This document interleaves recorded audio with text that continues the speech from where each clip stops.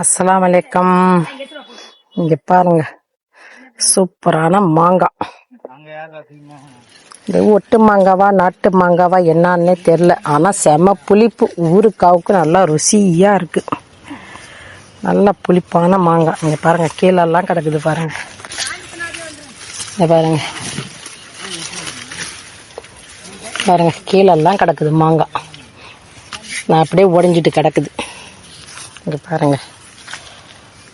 வாங்க, இன்னும் தர்பூசணி போட்டிருக்கோம், அது அறுவடை பண்ணுறாங்க, அது பார்க்கலாம்.